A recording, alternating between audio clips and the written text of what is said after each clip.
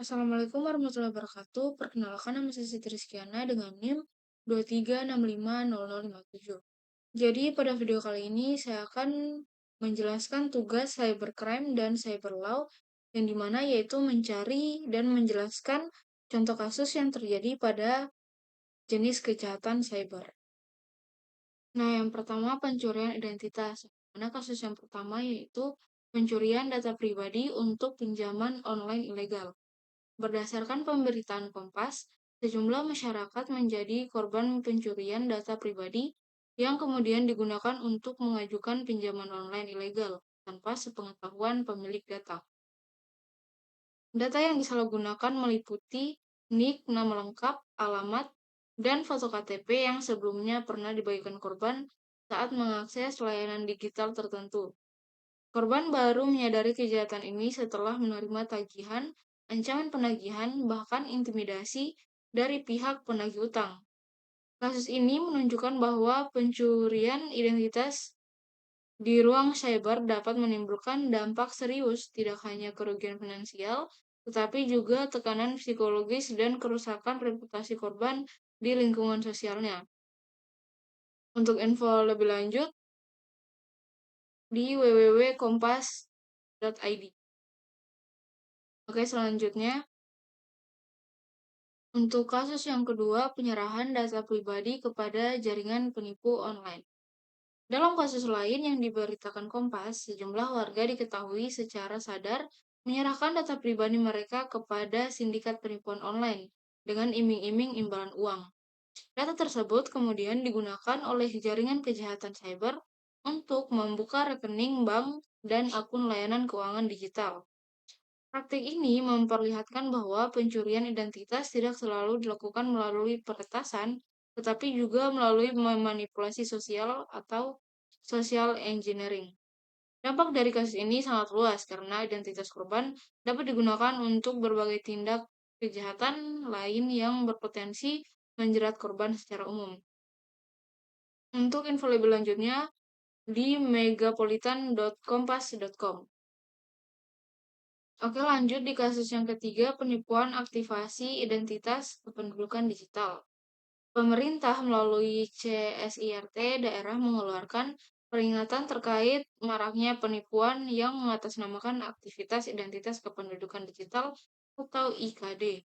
Dalam modus ini, pelaku menghubungi korban dan mengaku sebagai petugas resmi, lalu meminta data pribadi seperti NIK, kode OTP, dan informasi sensitif lainnya. Banyak korban tidak menyadari bahwa data tersebut kemudian digunakan untuk berbagai tindakan ilegal. Kasus ini mencerminkan meningkatnya risiko pencurian identitas seiring digitalisasi layanan publik yang belum sepenuhnya dipahami masyarakat.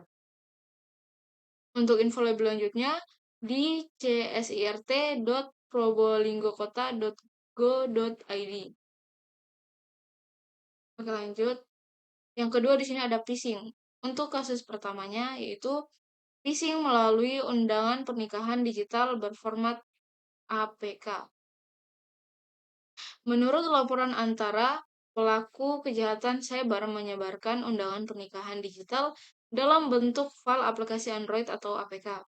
Ketika korban menginstal aplikasi tersebut, malware akan bekerja di latar belakang untuk mencuri data pribadi, pesan singkat, serta akses akun media sosial. Modus ini memanfaatkan rasa percaya dan kedekatan sosial korban.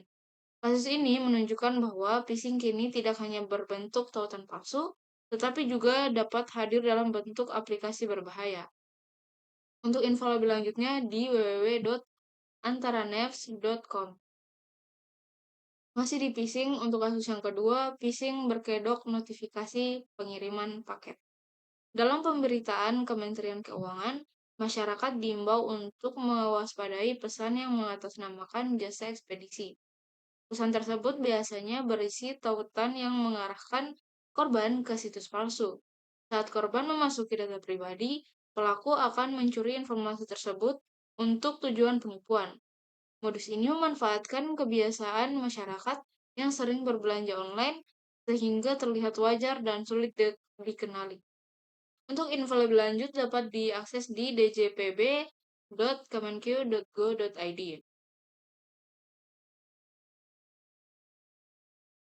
Nah, yang kasus yang ketiga mengenai phishing, SMS phishing mengatasnamakan layanan perbankan.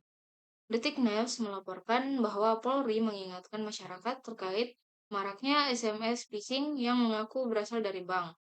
Pesan tersebut meminta korban mengklik tautan dan memasukkan data perbankan. Jika korban mengikuti instruksi tersebut, pelaku dapat menguasai rekening korban dan menguras saldo. Kasus ini menegaskan bahwa phishing masih menjadi ancaman serius karena memanfaatkan kurangnya kewaspadaan pengguna layanan digital.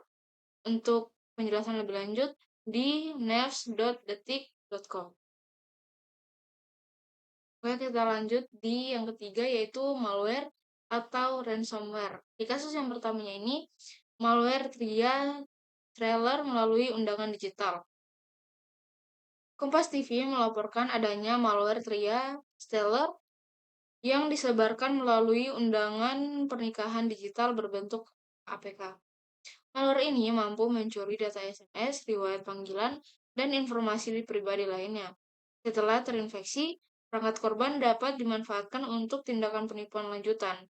Kasus ini memperlihatkan bagaimana malware dapat menjadi alat utama dalam kejahatan cyber modern. Untuk info lebih lanjutnya di www.kompas.tv. Kita lanjut di kasus yang kedua, yaitu malware pada perangkat Android palsu. Bisnis.com memberitakan bahwa beberapa perangkat Android palsu telah disusupi malware sejak awal produksi. Malware ini memungkinkan pelaku mengakses data pengguna dan memantau aktivitas tanpa sepengetahuan korban. Kasus ini menegaskan bahwa ancaman malware tidak hanya berasal dari aplikasi, tetapi juga dari perangkat keras yang tidak resmi. Untuk info lebih lanjutnya di teknologi.bisnis.com. Kita masuk di kasus yang ketiga, yaitu malware baru bisa curi foto dan aset kripto di HP. Baru-baru ini, para peneliti keamanan cyber menemukan malware baru yang menarget pengguna ponsel Android dan iOS di Indonesia. Malware ini diberi nama Hard City dan dilaporkan mampu mengakses galeri foto, mengambil aset kripto, bahkan memindai konten dalam ponsel secara diam-diam. Ketika terinstall, malware ini dapat membaca seluruh konten, menyimpan foto atau file lain, lalu mengambil data yang berpotensi menyimpan informasi sensitif. Ancaman semacam ini sangat berbahaya karena pengguna sering tidak curiga ketika mengunduh aplikasi yang terlihat normal, sehingga data pribadi bisa dicuri tanpa disadari. Kasus ini menunjukkan bahwa selain ransomware yang mengunci data, malware juga bisa berfungsi sebagai pencuri data pribadi dan aset digital korban, memperluas cakupan ancaman di ruang cyber Indonesia. Untuk lebih lanjutnya bisa dilihat di tekno.kompas.com. Nah, mungkin itu saja yang saya dapat jelaskan mengenai kasus kejahatan cyber. Lebih dan kurangnya mohon dimaafkan. Assalamualaikum warahmatullahi wabarakatuh.